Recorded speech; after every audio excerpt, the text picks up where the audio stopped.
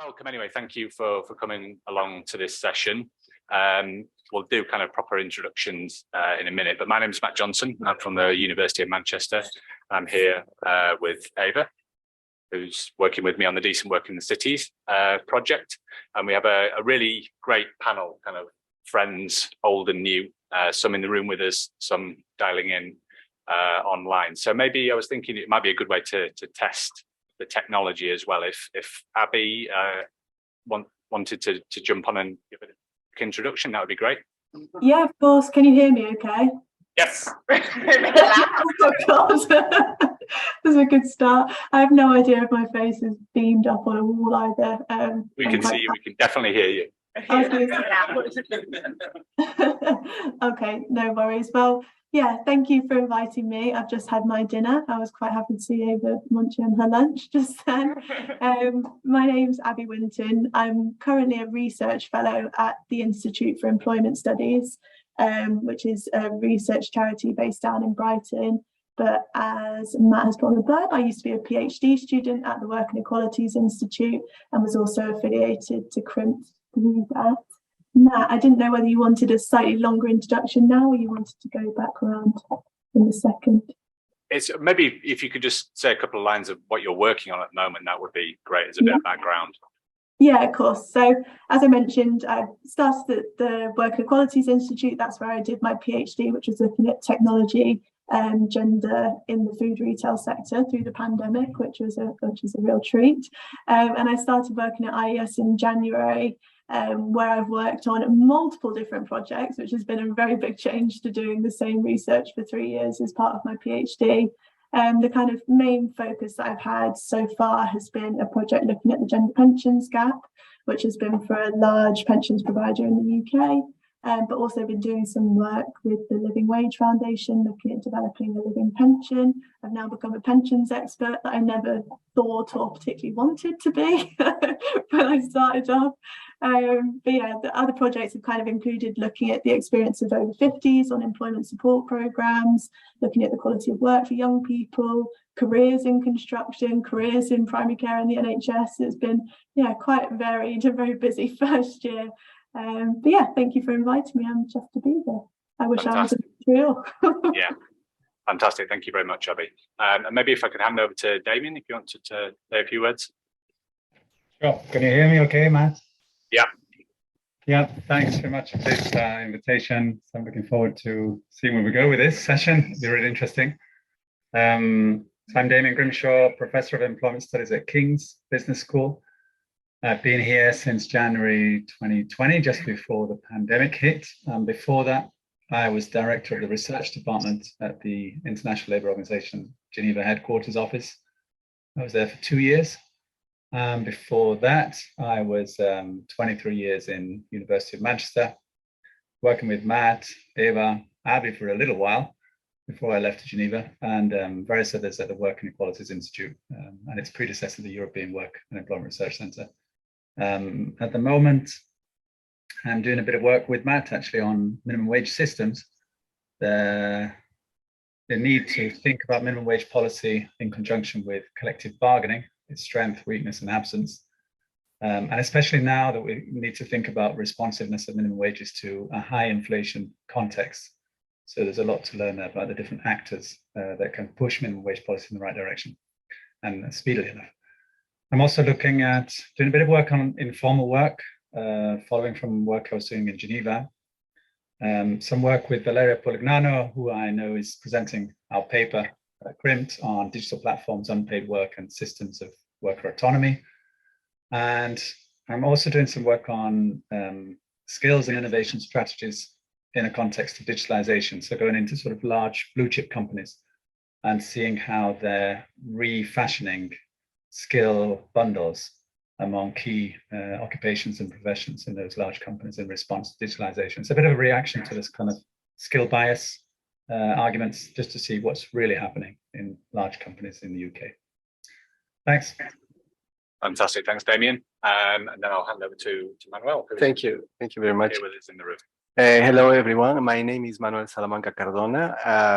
I'm coming as a member of the Immigrant Worker Center, but also as a kind of researcher operating with both with one foot in the academy and one other foot in the community organizing milieu. I did my PhD in the Faculty of Education of McGill University. My thesis was about the organizing process of the Temporary Agency Workers Association of the IWC, of the Temporary Agency Workers Association, but which is inside the IWC. The name is Activist Popular Education and Knowledge Production Against Temporary Placement Agencies. I have been doing research also for the Institute Sherpa of the Central West Integrated Center for Health and Social Service of the island of Montreal from 2019 to 2021. And I am now participating in the research Mobilized for the Health and Safety at Work in Warehouses, from temp agency workers to digital taylorism, which is led by Martin Damour and Yannick Noiseau, which are members of the GIREPS. It's a network of collaborators, academic collaborators, and from universities, but also from the organizing milieu and the community organizing milieu, organizations milieu, sorry. And yes, I'm participating also in the research. It's a jointly research between the IWC and the GIREPS in this case. Yeah, thank you very much for inviting me here. I'm really happy and nervous, but I'm also really happy to talk about what we call by engaged research. Yeah, well, no, thanks for being here. It's great to have the panel and people in the room. I'm sure we'll have views and experiences as well to chip in. So I suppose a bit of background to the session, what we were thinking of when we kind of put it together. It was along two lines, really. So the first was the institutional higher education focus on impact and engagement, which is a very peculiar interpretation of what research impact and engagement can and should be. And I guess along the lines of the kind of the bureaucratic demands that can confer, what you have to produce and the kind of formulaic process you have to go through to demonstrate impact and engagement, which is slightly burdensome. But also I think the expectations that we as academics should change the world in some kind of way, which is not an ambition that we should shy away from, but it puts a lot of pressure on people. You know, the idea that our research should be changing social structures, it should be, kind of solving inequality. It's a lot of pressure. So we were thinking more on the lines of useful scholarship. How can we make research findings that are useful and usable to a broader diversity of stakeholders and actors? I think there's also something in the way in which we relate to other organizations. In a lot of cases, we're very conscious that we rely on voluntary sector organizations, we rely on civil society, we rely on trade unions, we rely on individual workers and activists. We take up a lot of their time, and that's a lot of burden on small organizations. So how can we make that more fair, more equitable, less burdensome for those organizations, and maintain those relationships in a positive way, so we can both benefit in some way, shape or form without being too kind of transactional about it. I think all of us have kind of experienced where we have these great intentions, we will work with trade unions, we'll work with civil society actors, and we promise to go back to them with the findings, and we'll hold a workshop and we'll do briefings, and nothing kind of comes of it. So it's a way of, maintaining and continuing that dialogue. We're very conscious of the work that we're doing, that we really do rely on those kind of collaborative relationships and the goodwill of other actors to sustain the research.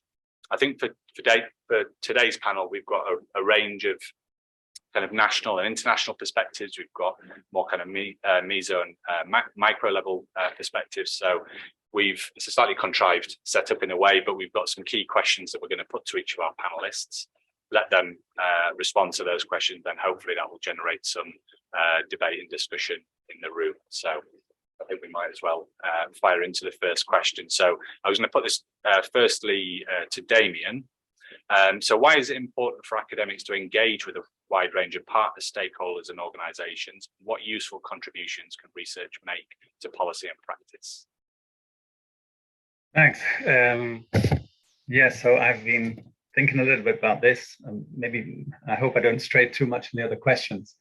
So I'm fully signed up to thinking about working with non-academic organizations in in designing research questions. That doesn't mean that's the only way to do things, obviously, as an academic researcher, and many people would take their research questions from existing theory or at least a reaction to theory. I think many of my empirical interests have been inspired by conversations with or outside of academic institutions.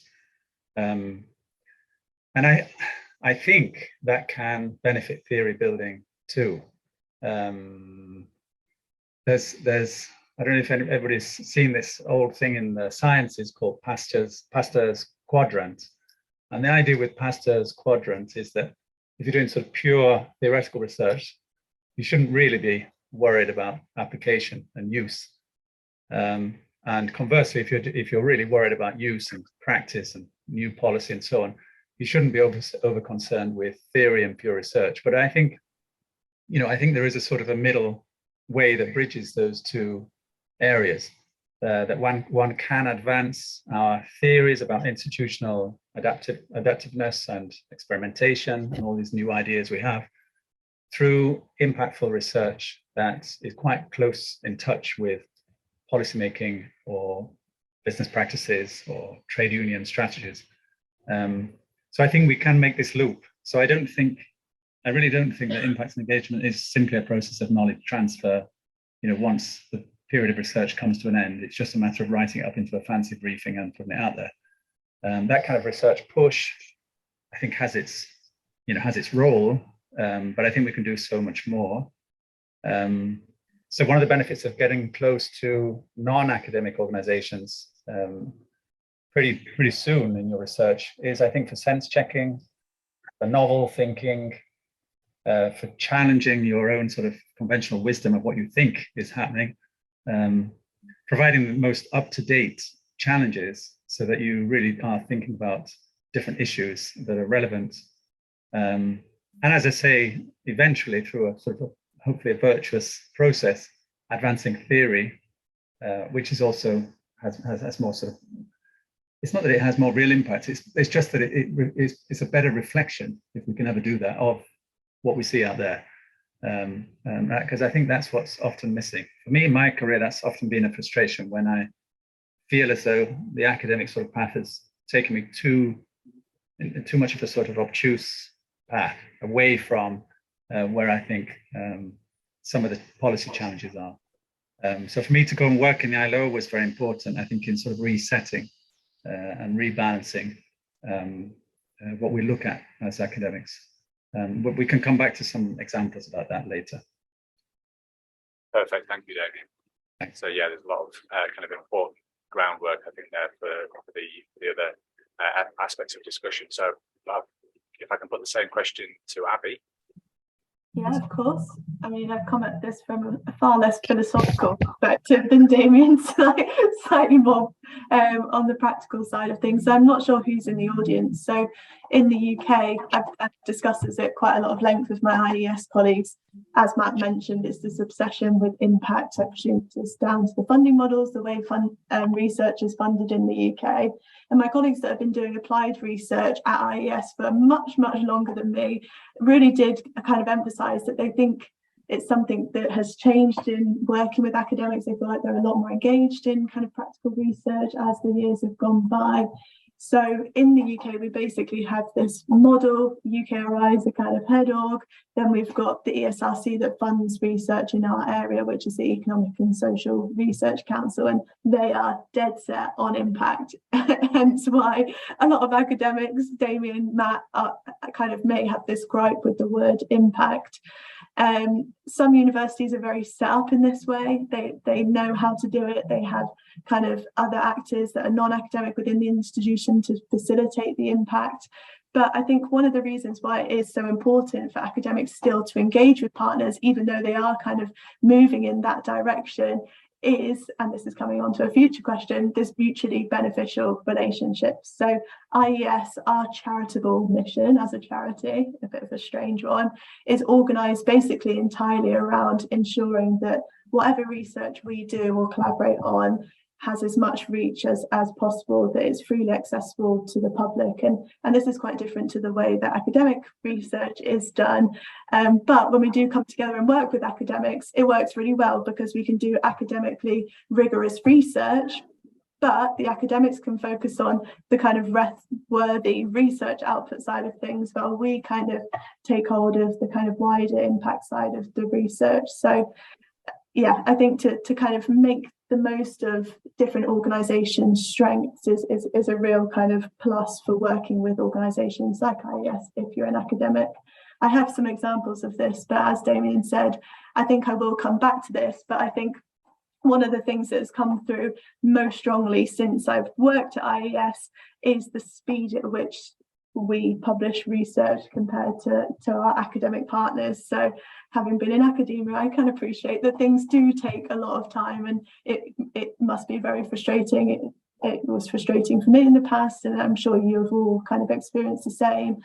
But in some of the projects that we've worked on with academic partners, particularly throughout the pandemic, when they knew that they had to respond quite quickly, in cases where they didn't necessarily have the institutional framework in order to be able to disseminate the research that quickly, working with a partner like IES who had all of that framework in place was really beneficial for them, because it meant that they could do the research and it could be out in the media, it could be kind of reaching MPs, kind of out in webinars and blogs and so on, in a way that they were not necessarily set up to disseminate the findings in that way. So yeah, speed, unfortunately, I think is a real motivation. As I said, more practical than philosophical, but I think it's something that you could all appreciate.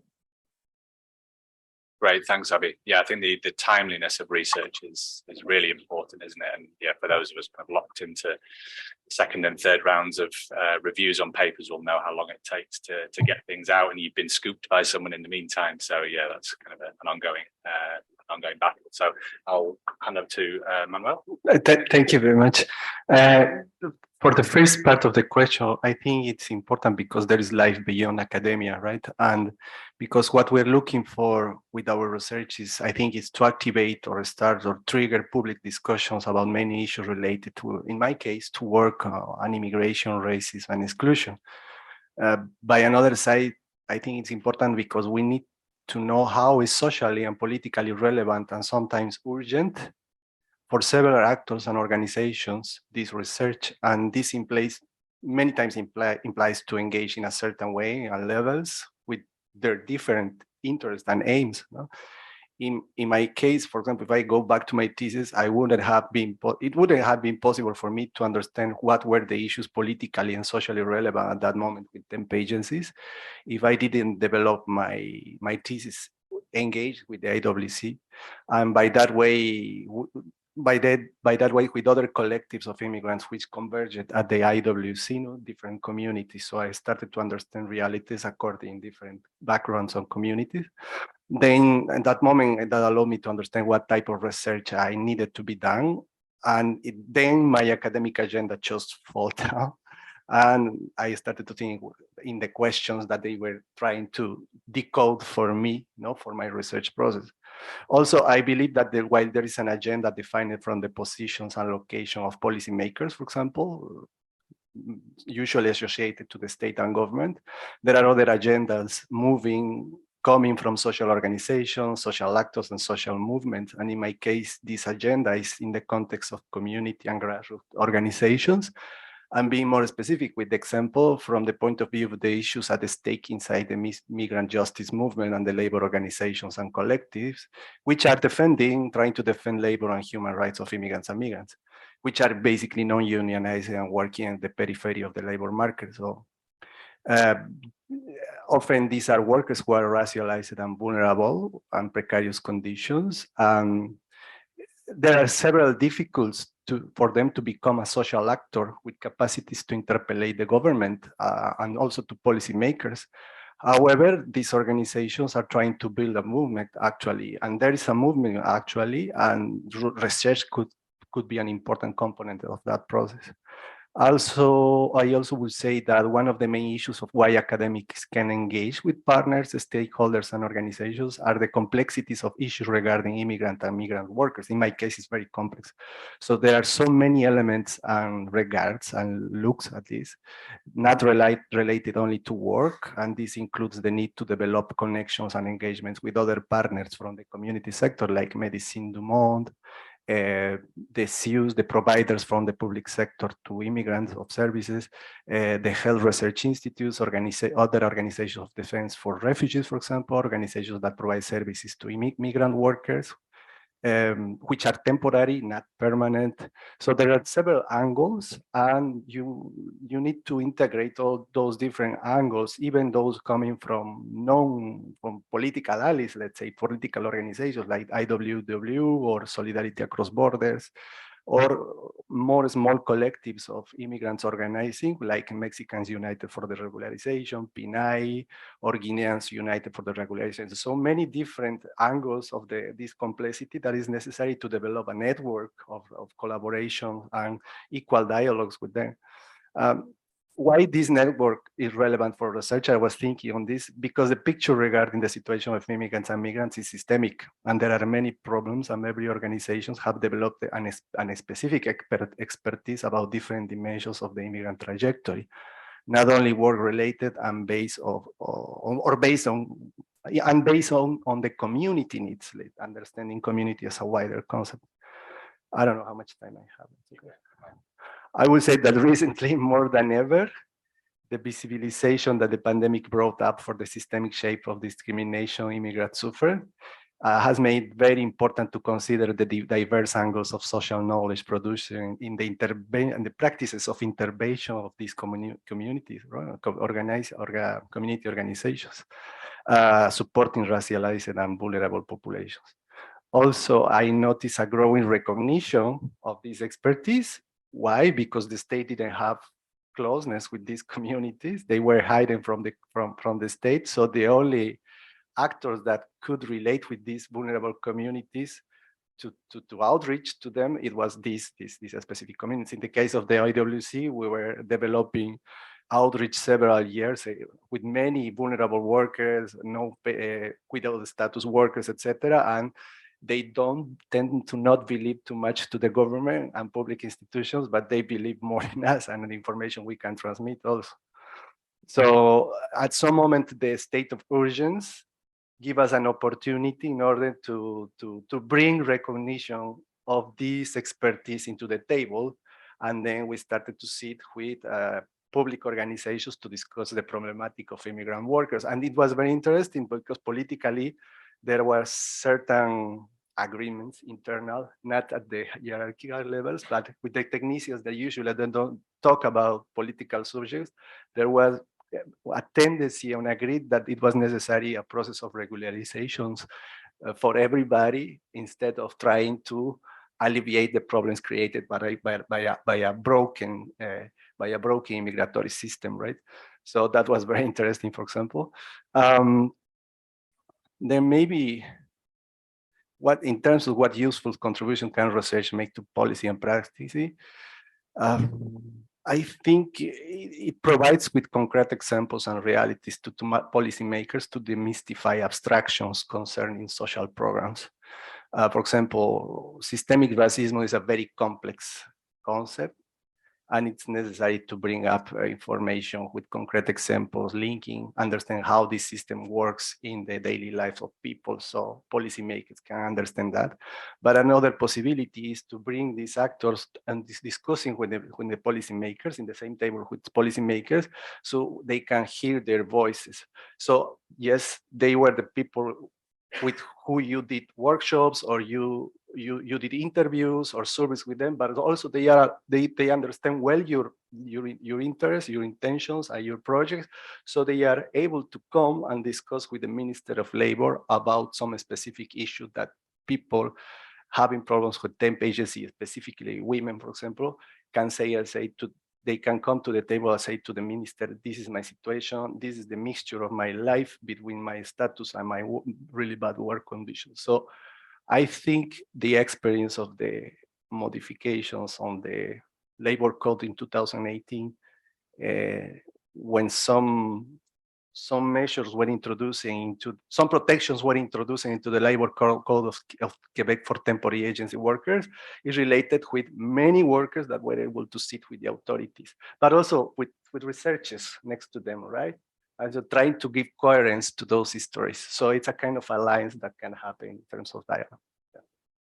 Perfect. Thank you so much, Manuel. I think the kind of the understanding of the issues of trust and the complexity in those systems and networks is really, really interesting. So maybe we can kind of switch to the second question, which is, I guess, a little bit more on the practicalities. How do we build successful research collaborations? What makes a successful partnership or a project involving these kind of diverse stakeholders? So maybe give that straight back to you, Manuel. Yeah, I was thinking it's difficult sometimes to think, oh, what is the key of that and what is success?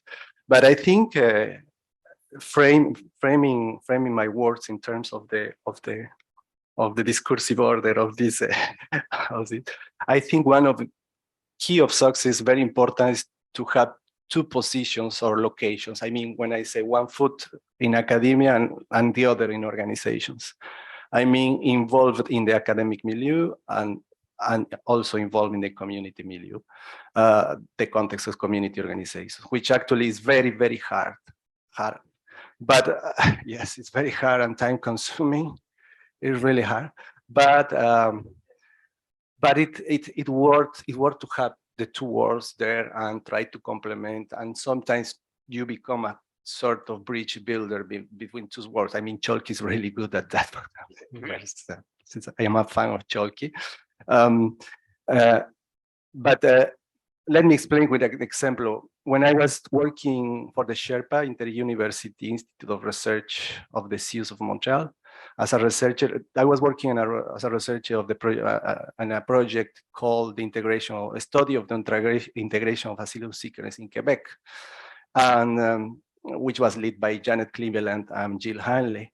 And I was part of the IWC at the same time, part of the board of the IWC. When the pandemic started, Janet Cleveland connected me with an emergency program emerging from the Sherpa. At the moment, the Covivre program, the program Covivre was called. It was funded by the Trotter Foundation, and let's say that they were trying to approach community organizations in order to develop fast responses, urgent responses for vulnerable communities. And in a certain and informal way, I ended up having the role of the person of link between the IWC and the Sherpa Institute and the program. So collaborating with the responses and actions of the IWC and organizers by one side, for example, the casework, the outreach, the workshops, and the campaigns, but at the same time being a researcher of the Sherpa. I was still doing my interviews with refugee claimants about their integration. Then the program, the Covivre, proposed to the IWC to fund its work responding to the pandemic, and I myself with another member of the IWC, we wrote a proposal for the Sherpa Institute. And one of the reasons, when I was doing interviews with one of the persons of the program, they told me one of the reasons was the recognition of IWC expertise and the fact that vulnerable population of immigrants do not have trust in a state institution at this moment. So adapting the responses to the needs coming from the sociosanitary crisis that the IWC was developing was including not only develop, for example, tools for popular education, for workshops or information related to work, but now the IWC started to develop information related to health access, to prevention, health and safety at work related with COVID, related with your rights in the curfew. Also, the IWC was able to reach undocumented populations which did not have access to the financial support of the government. So also, a small project was also implemented with the IWC to provide economic relief to people with COVID so they could stay at home. I think this experience was successful because there were people, not only me, also Jill Hanley, for example, because she's part of the board, but she's the scientific director of the Sherpa. And there were a lot of people that having 2 foot in the community sector and at the same time in the academic milieu, in the milieu of research. So that was very, and it's a potential that was exploited only in that situation, but I think it's a potential that could be exploited in other situations. Yeah. Perfect. Yeah, I think there's something really interesting there in the relationship between organizations in a kind of bureaucratic sense, but then also there's personal connections between individuals and groups, which is really powerful. So I'll put the same question over to Abbie, if that's okay. So what makes a successful collaboration? Yeah, I'll probably just start before I answer the question. Manuel just mentioned bridge building, and I feel like that's quite often the role that at least I, as having an academic background, play at IES. I feel like a bridge builder, or I think I used the word David the other day, a translator between the academic world and the world in practice. So whether that's in kind of business organizations or in government. And Damian mentioned earlier again that he feels frustrated with theory and feels that the work he does can sometimes be too abstract. And I can wholeheartedly appreciate that. But there still is a role for theoretical research within practice. Like just the other day in my gender pensions gap project, they were trying to really sell this business case for gender equality, and I was getting really frustrated. I was thinking, oh God, I can't put my name on something that's really trying to push a business case for gender equality. So I dug out, I think it was some of Jill's work on the social justice argument and how that needs to be emphasized over and above this business or economic case for gender equality, because we all know that in times of economic flux or a recession or sometime like now, gender equality will just go out the window as a business priority. So that was something, and a really just pressing example to me where I could take that theory, bring it to the client, translate it in a sense that they were going to understand it and appreciate it. And actually they ended up reframing their whole PR campaign to really emphasize the social justice case, which I thought was quite cool. So that, again, bridging that gap between academia and practice, I think was quite well reflected there. And then what makes a successful research collaborations? I asked quite a few of my colleagues at IES about this, because since I've worked there, I haven't worked with any academic partners. Obviously, coming from academia myself, I felt like I might be a bit biased to ask that. And when I spoke to them, a lot of them mentioned that you need to set very clear boundaries when you're working with academics and you're kind of going in a partnership. Particularly, quite often the projects that we do need to be quite a lot more contained, both in terms of the timeline and the cost than academic projects can do. We're all very guilty of falling down 3-month-long rabbit holes, and the government or employers are just not willing to pay for that. So I think that was probably one of the most clear things that came across when talking to people about how to make them successful. Again, I think it's important to play to the strengths of both organisations. So like I said, if you are going into a partnership with an academic organisation, let them take the academic outputs. We look after the kind of the media or the blog outputs and so on. And that seems to work really well, because both organisations are, again, playing to their strengths and playing to the existing frameworks that they have in place.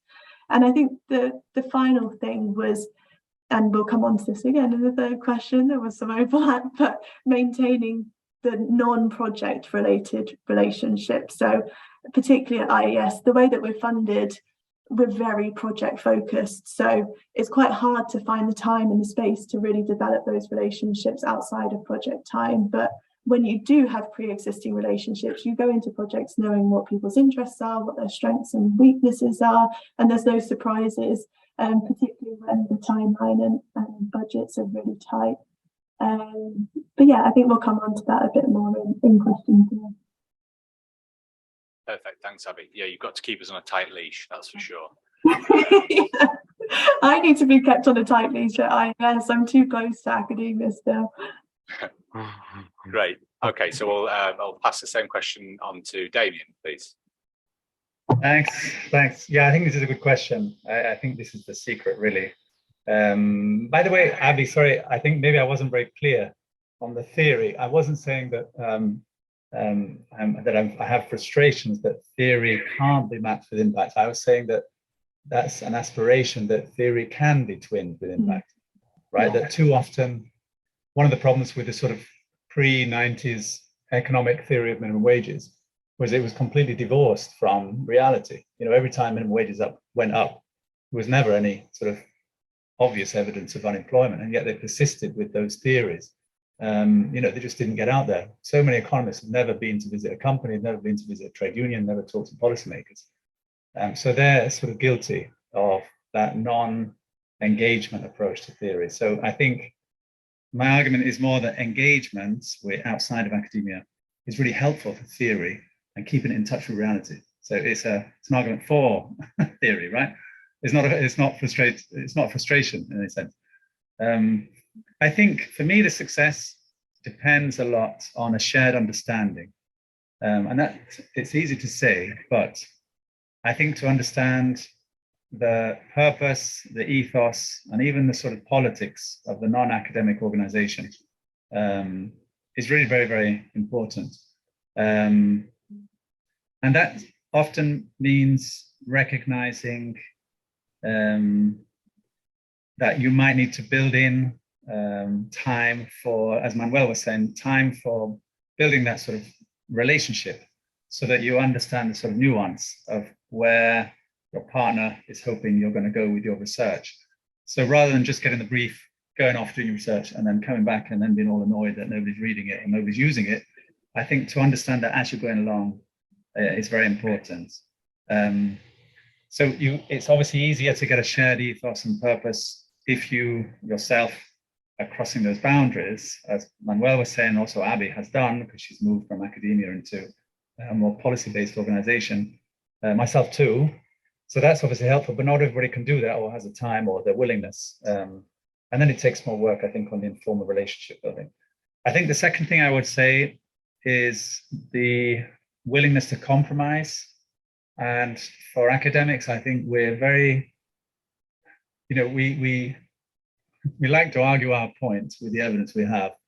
And sometimes you have to recognize that it may have lost its relevance compared to a new change of policy priorities for the organization you're working with. Or it may just be wrong, but you don't know it yet, but they're sort of gently trying to tell you. And I think also what happens is that sometimes it's happened to me that I've written a paper built on, say, a typology of minimum wage systems that I thought would be useful. But in the end, it didn't prove to be so useful because of the way they wanted to apply it to a set of developing countries. I remember one paper I did, and I used a lot this CRIMT index, the relationship between the minimum wage and average wages or median wages. But that index has no relevance at all for probably 2/3 of the countries in the world, where minimum wages are often higher than average wages, just because of the weirdness of many of the earning states where most people are self-employed and not actually in work and not covered by minimum wages. So, but that also, of course, then spurs new thinking, right? So what are new indicators that might be more relevant, and what are new sort of theoretical arguments you might make? The third thing I would point to is a willingness to sometimes take authorship for the greater good. So I think if you're lucky enough that one of your report is used for, let's say, flagship report of a UN agency, and that's your text, and it's more or less put in there word for word, but there's no reference. I think you just have to get along with that. I think you don't always get the acknowledgement in some of these high-profile reports that you might want, but I suppose you get the acknowledgement informally by the people that you're working with, and one thing leads to another. So I think I've learned also to let some of those things go, because it's better to, with ILO, I've worked with them for 25 years. It's much better, I think, in the long term to have a good, strong relationship with key people in an organization than to worry too much about some sort of minor discrepancies that might upset you as an academic. So those are three things. So sort of shared understanding of ethos, compromise, adaptability, willingness to change quickly with changing policy priorities, and maybe some rethinking about the privileges of authorship. Because of course, as academics, we're very used to having authored publications, but in UN agencies, people don't get that so much. So often you're treated the same way, and that can sometimes be difficult to take. But again, it's a different ethos.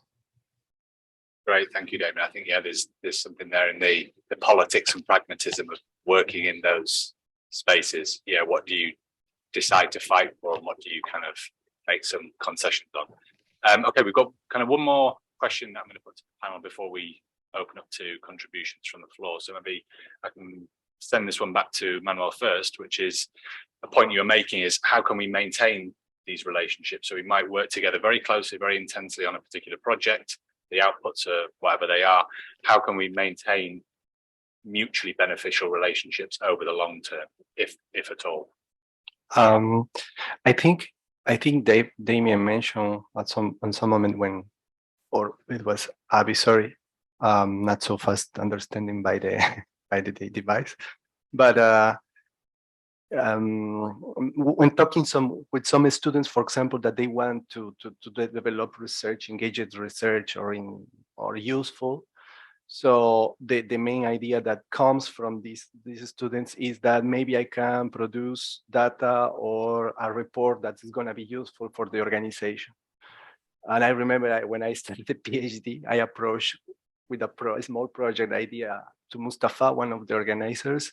He looked at the project and then he said, okay, I'm going to call you. I was expecting we're going to have a delicious coffee conversation and to see how can I develop a participatory approach or whatever. But he never called me and he never. So I imagine I was offering things that they already know and nothing that it was useful, really. I mean, my conception of usefulness is different for the conception of the organization, right?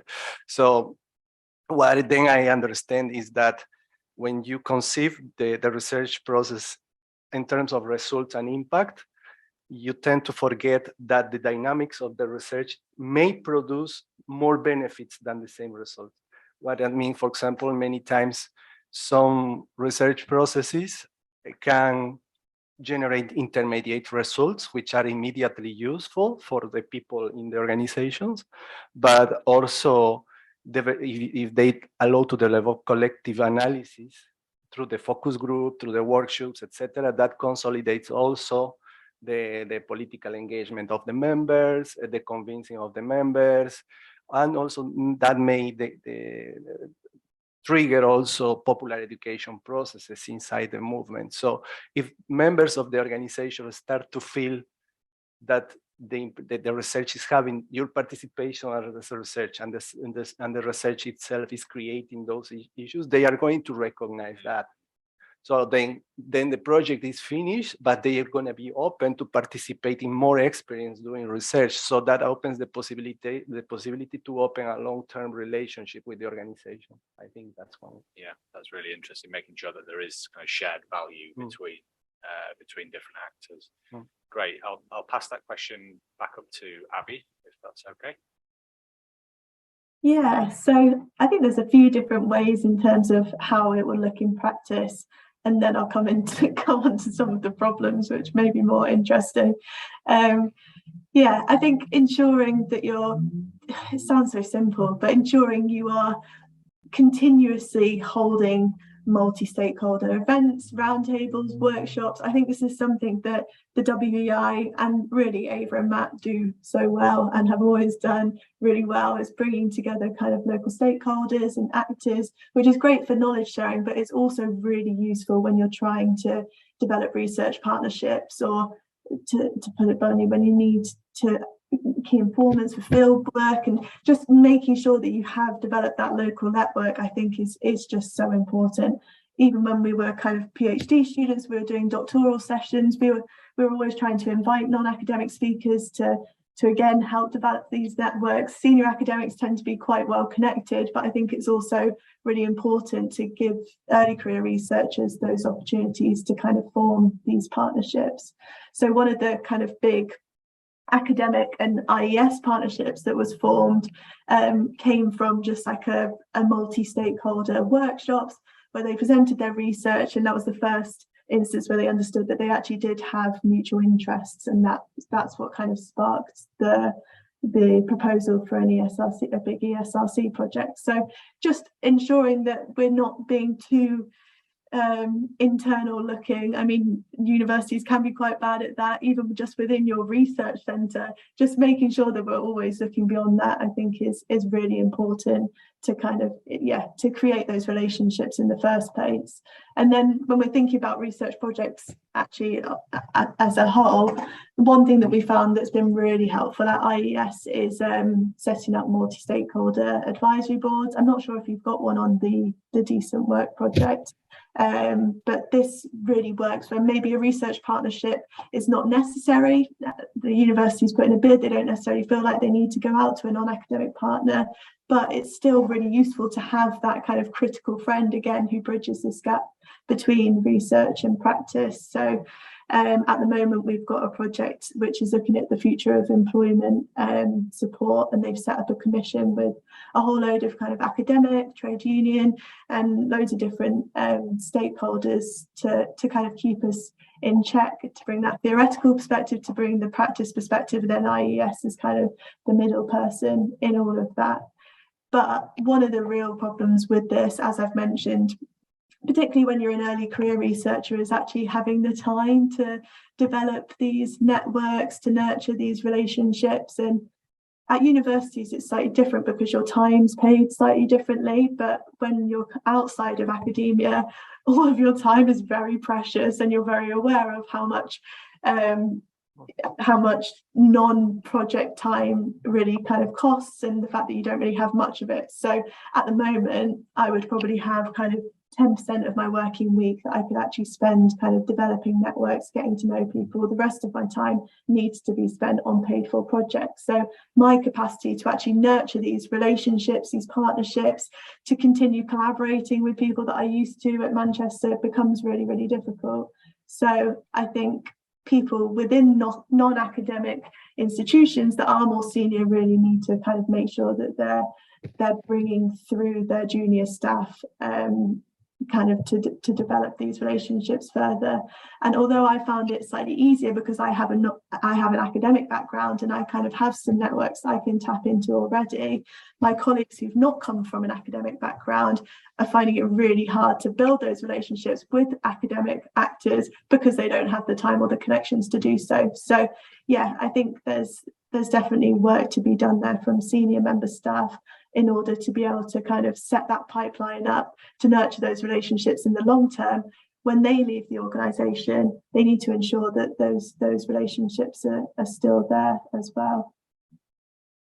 Perfect, thanks, Abbie. I think maybe without making too much of a big deal of it, we can transition from an early career to a more established academic in Damian to give his reflections on plenty of experience in the game. Well, I was early career once. But in fact, that was going to be my first point. But I think I was very lucky in a way that I was just finishing my PhD in '97, and I went to an economics conference in Cambridge and met a young guy like me from the ILO. He just joined from Korea, Sanjun Lee, and we really hit it off at that conference. And then he said, well, there might be a chance we're putting together something on a project on vulnerable work. Would you be interested to do a sort of an external collaboration? And I did that in, I think, 98, 99. And then he also somehow got me a little contract doing some work on minimum wages in Argentina, because he knew that my wife was from Argentina.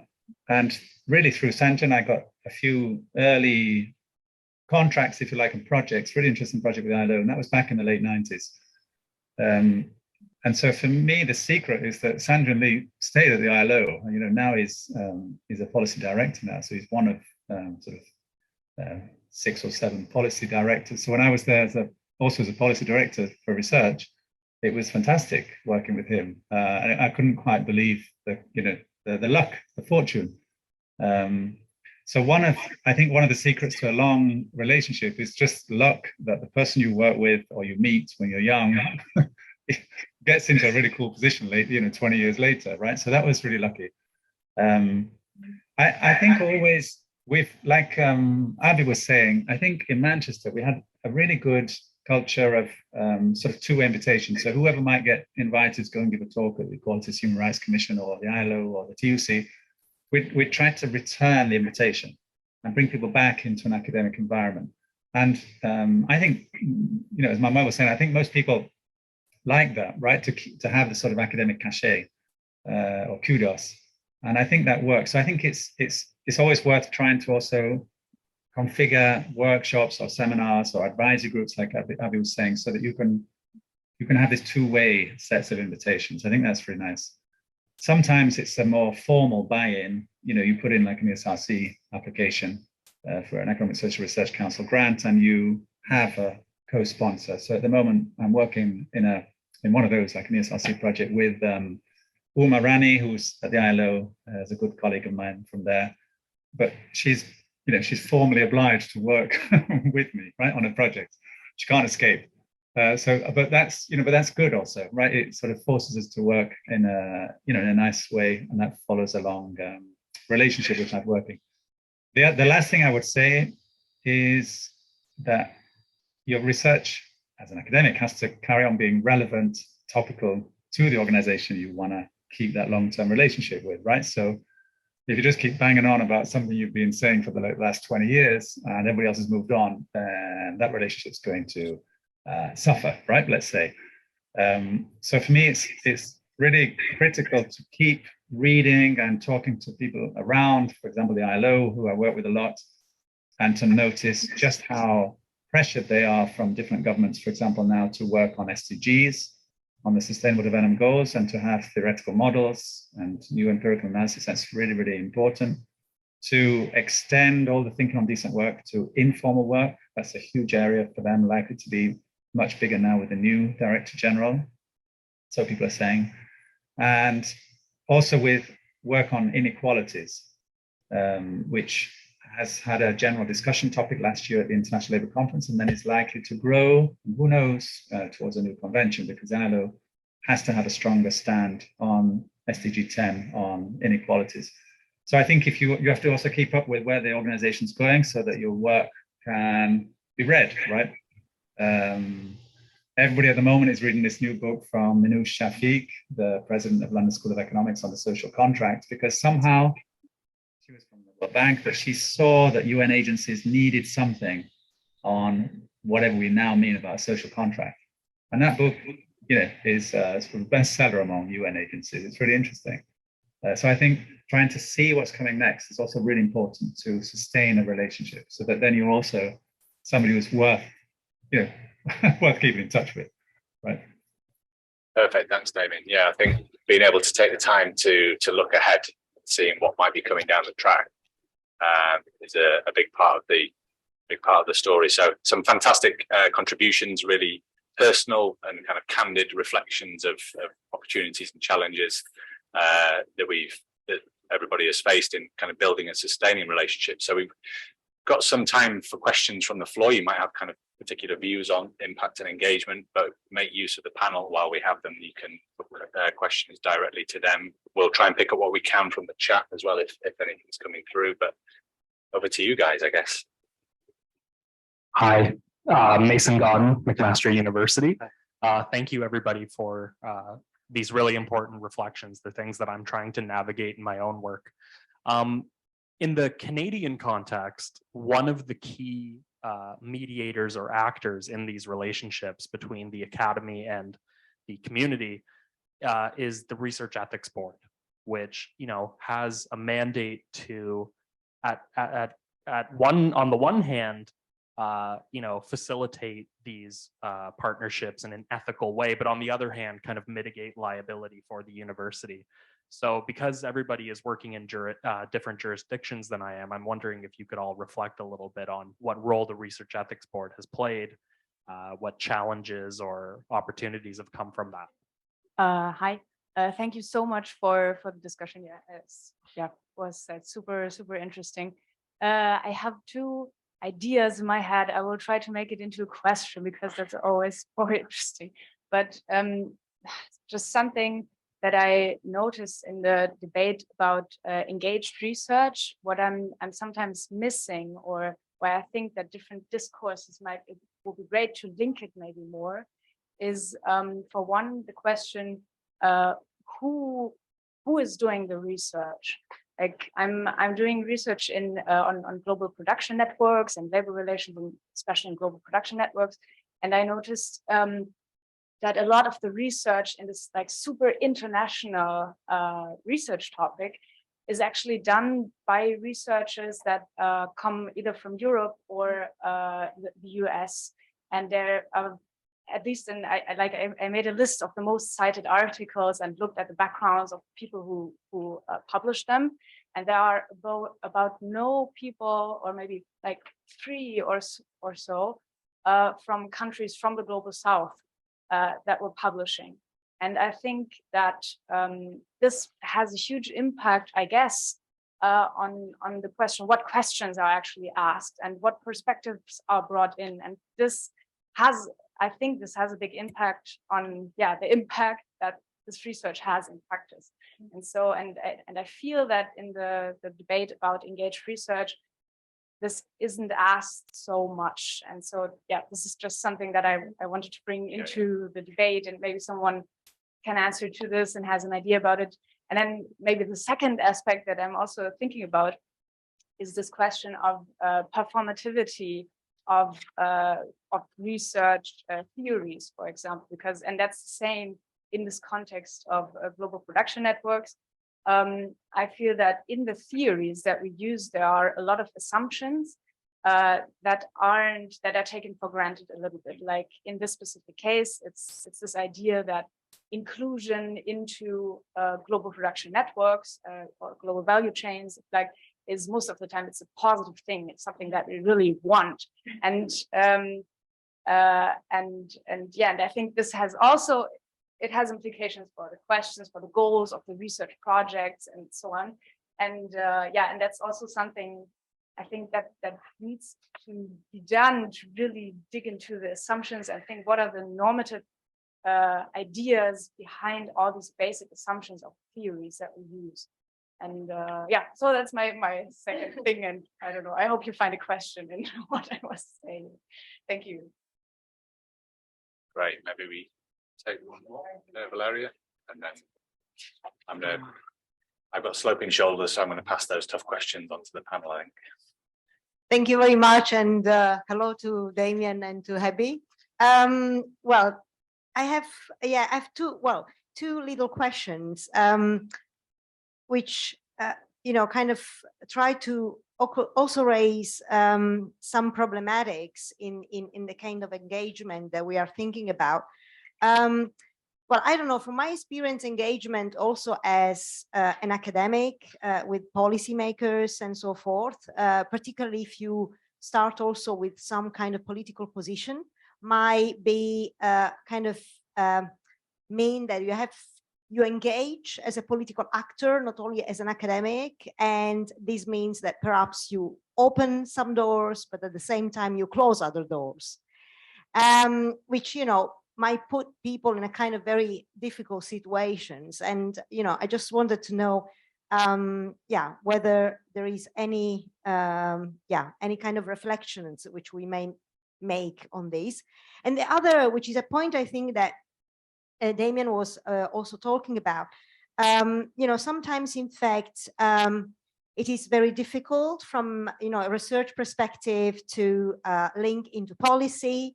But then the point is also, how do you link from policy back into academic? And there we do know that sometimes, this might get a bit tricky, particularly if we are thinking in terms of, advancing theories and thinking in these kind of groundbreaking research activities. And sometimes, can also even create problematics within the academic world, that they don't understand what you're doing. So, I don't know. I mean, at least I think that this also might be a point that we might want to put on the table and try to reflect upon. Thank you. Whether I've got any volunteers who would like to respond to that first. Damian, you're ready. Thank you. Maybe I could say something about the second question. Because when I was in the ILO, Director of Research, and I agree that it's difficult to find well, it's not that it's difficult to find. No, you can find researchers everywhere in the world, but you have to go looking, and you have to you sort of have to purposefully engage with universities, research institutes, as well as research offices within other UN agencies in the global south to be successful. So I think, but also what I learned, and one of the reasons I went to the ILO was to read more research from the global south. I agree that if one was to do a sort of a listing of publications, generally in English, French or German, you may miss many global south publications that come out in other types of publications. But I know that within the ILO, the research that was undertaken within the Latin American Caribbean region was the best across the whole, different regional offices.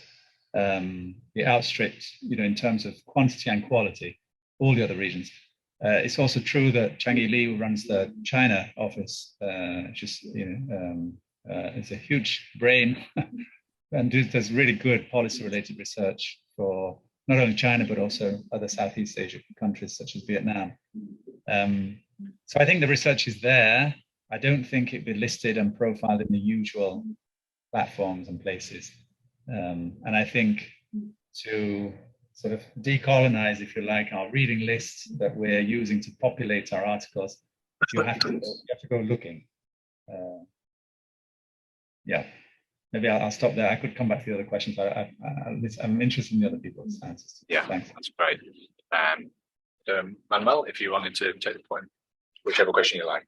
I am attracted by the question about the ethics. This is a confession, okay? Turn the mics off. I mean, I did my ethics board for my thesis, for example. It's a very complex process, and I think it's an important tool to guide the protection. You have specialized people that get you into issues that you never thought about, the risk that you can bring to the people participating in you, and I think that's important. But I gotta say that if your research has certain conditions when you can control that, you have a lot of power to control the application of those conditions. It's really good to do that. I mean, I agree completely. But many times in environments which are out of your control because you are going into the field, and here comes a confession. I think everybody has little things in that sense. For example, I give you an example. You have to keep the anonymity of a worker because this information could bring problems to the person, with the employer. So yes, you do that, but sadly, sometimes the only way you have to do a survey, it's in a place where other workers possibly are passing through. Then you realize that and you decide, okay, I'm gonna go into the corner of the metro station to do this survey, and then I'm gonna talk with the person there. But actually, it's not completely free of that. Someone can pass by that corner and see who's this guy, and then, right? I mean, there's no complete, but you rely on your skill, and your abilities and your skill to try, because you're aware that that's a risk and you have to take care of those things. Yes, I think it's important. But actually, it's like a theoretical frame, and you cannot completely attach to that. I mean, and we need to try to attach to that guidance. I think it's important to do it. I think it's but there are also other things, because sometimes the members of organizations, at least in the milieu I am moving, they have some strategies to protect people. They already know that, and they provide you with those strategies on how to take care of the anonymity of the person, how to take care when you are writing an article not to mention something that could harm the organization, and you understand that only when you are with them. So sometimes you cannot talk about certain internal issues, right? Because in everywhere there's internal issues. I mean, you cannot romanticize an organization, a social organization, or social movement. And that's an aspect of the ethics that I don't see too much in the prescription that comes from the board, but it teaches you from the organization can teach you that. Yeah, I think there's definitely a big gap, isn't there, between the bureaucratic ethics and the kind of street level ethics of how you navigate these things on a day-to-day basis. Abbie, don't know if you wanted to come back on any of those at all. Yeah, I can do. On ethics, I mean, not to deflect my answer, but I know Ava has very strong opinions about the ethics process, and I know you guys have gone through it recently, but I think one of my favorite quotes from Ava was that the ethics process that we have to go through at Manchester is unethical for so many reasons, namely because it is a horrific bureaucratic process. And if we had that, it sounds like you have a bit more engagement maybe with your ethics board, a bit more dialogue, a bit more advice giving maybe. That's just absolutely not what we experience, and it makes it quite a horrific process. Ava, I don't know if you want to say anything on that, or I can move on. No, that's fine. So basically within the Manchester ethics process, we have to write participant information sheets that are 8 pages long. And if you're with somebody who's illiterate or somebody who's in a vulnerable situation, they can't deal with bureaucracy, you give them an 8-page thing and then get them to sign it. That is incredibly unethical, right? That's it's really unethical. So I think there are some processes that make it so bureaucratic, and the things that you then get penalized on is that your font size is not the same size on all your ethics forms. It's not the fact that you just written them an 8-page piece of paper that actually will make people feel really vulnerable. So you have to sign something, and I think it's problematic. So yeah, I mean, and the flip side of my new job at IES, we do ethics. There's an ethics board, but only for the high risk project. So I've gone from kind of having to get a fully fledged ethic approval to speak to 30 non-vulnerable workers, which took 6 months, to doing research for a year, and I haven't had one kind of ethics related conversations, which I don't know which one is worse, but I think they're both pretty bad situations to be in. And then in terms of, I think I'll go for Valeria's question about how do we deal with being political actors and the fact that that closes some doors. And again, this is something that I've really struggled with moving from academia, because particularly when you're doing your PhD, you're taught about your positionality as a researcher and how that leaves an imprint on the research and the people who you engage with and what outputs you produce, and you're quite aware of that. I've now moved to an organisation, and maybe Damian has some thoughts on this as well, that is apolitical by definition. And I found that a really difficult transition to make, particularly when you're speaking to people, when you're producing your research, when you're writing. I don't personally think it's possible to produce apolitical research. I don't think it's possible to be an apolitical researcher.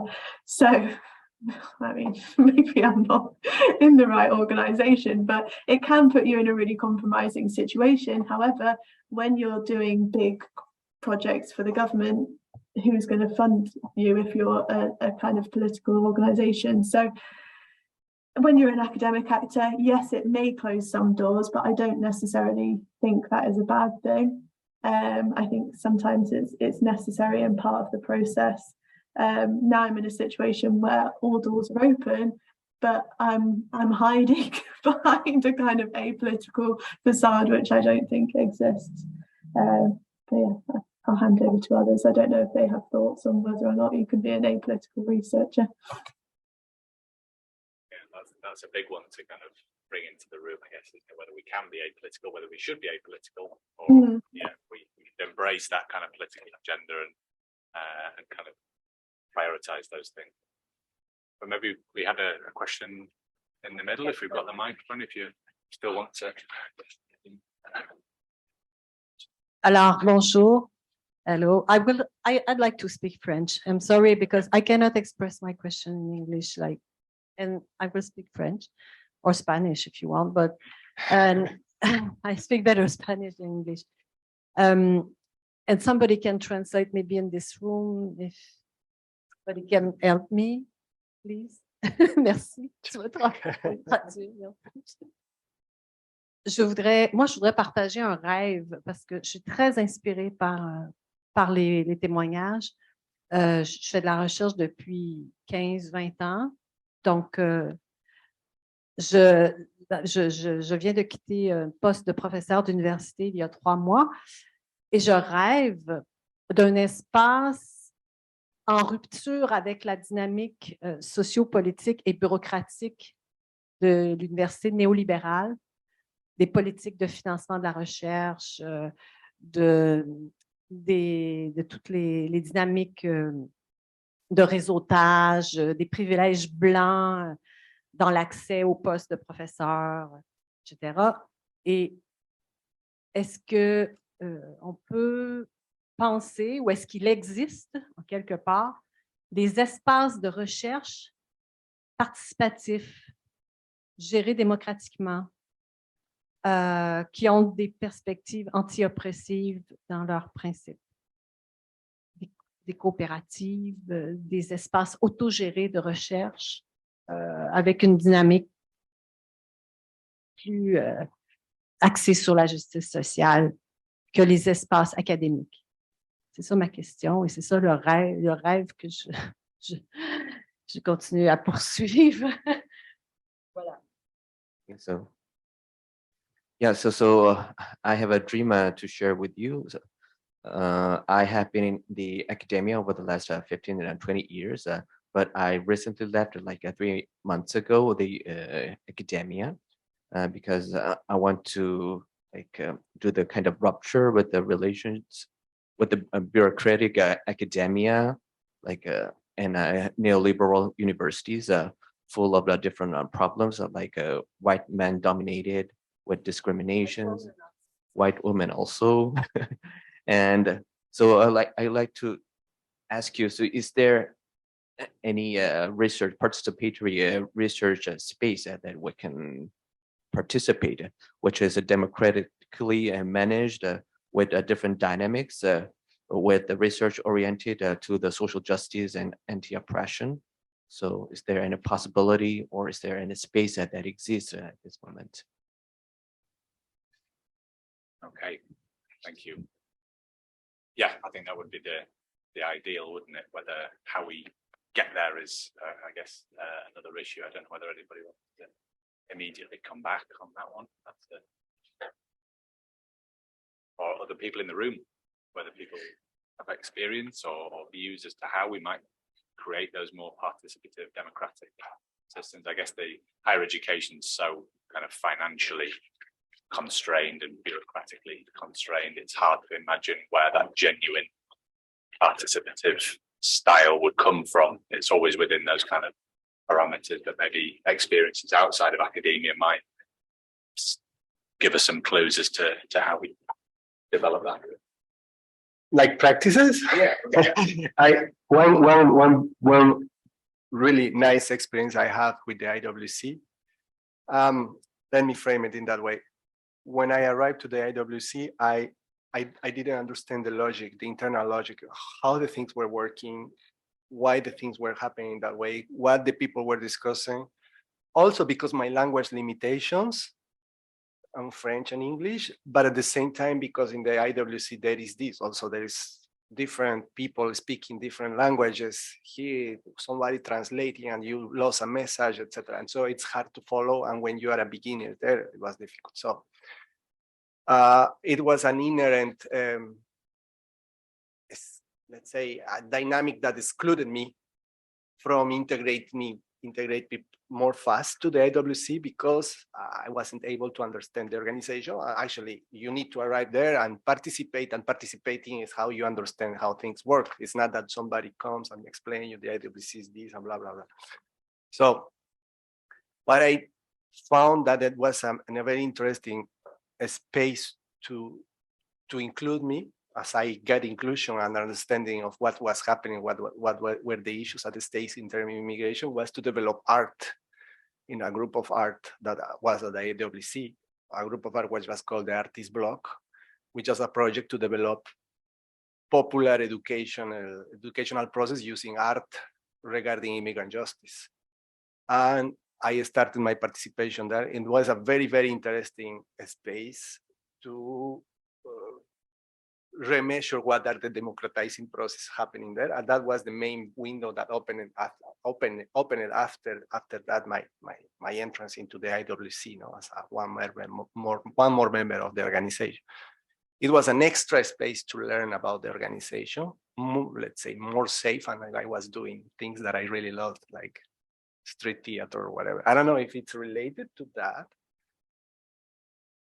in a certain way, but made me think it was a really nice democratic space. Doing research, because there was also research inside. Thank you. My name's Lisa Heap and I'm from RMIT University in Melbourne, Australia, as you can tell from the accent. I have a reflection, and partly because in this room has been very interesting for me. I'm a novice researcher and an experienced union official.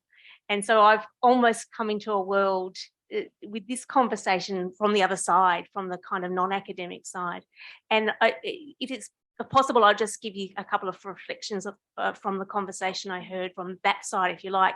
So the first thing is that the longevity of the relationship, in my experience, is really important. And the idea that over time you work on a variety of programs and projects and you have a relationship of trust that develops and relations of mutual expertise that develops, so that particularly if you're working in an industry or a sector, or you're working on issues of gender or something like that, there's a kind of building over time of that relationship. So if you're interested in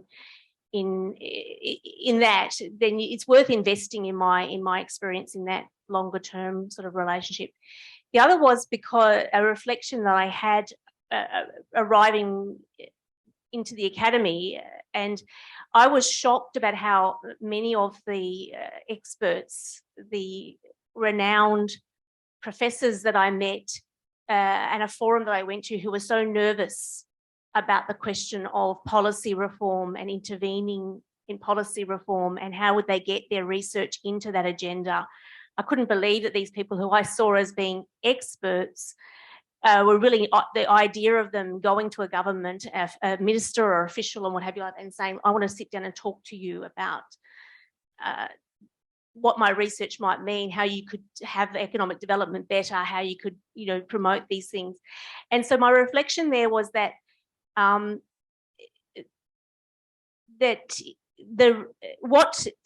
my experience, unions have a lot of lobbying experience, power on that, and pushing for regulatory reform and getting regulatory reform. Those skills and things about that are useful for the academy as well. And so in the relationship, if it can be a mutual relationship where it's not just about the research, but it's also skill building, I think that might be a useful thing in that process as well, because it struck me as incredible that some of these people were nervous about speaking to government officials or ministries or high-level bureaucrats about their research. And I thought, they've got so much gravitas that they shouldn't be nervous, but they didn't quite know how to do it, how to get in there, but the unions knew how to do that. So if there's a mutual relationship that can be built on, not just on the research, but on the skills, I think it's a worthwhile thing to think about too. Thank you. Great, thank you. Yeah, I think kind of knowing those networking skills and those kind of interpersonal skills is something that many academics, I guess, could develop further. I don't know whether I think we're getting a bit tight for time now, so perhaps if there aren't any other kind of urgent questions, we can wrap up. But obviously we'll be outside for coffee afterwards. But just to say thank you so much to everybody who's been in the room, to the panelists who I think gave some absolutely outstanding reflections, personal and with kind of broader relevance, which has been really, really interesting from kind of diverse backgrounds and diverse contexts. And it's made me think a lot more deeply about, we kind of suggested this thing as a bit of a discussion point, but it's made me think a lot more intensely about how we resolve some of these issues. So it's been really, really great for me. And it's good to see people kind of engaging in this stuff. It's nice to have these kinds of conversations. It's not just about, papers that are close to being submitted or whatever. It's kind of a broader social discussion. So it makes me feel good that people are kind of engaged in this debate. But just to extend a round of applause, I think, to the panelists.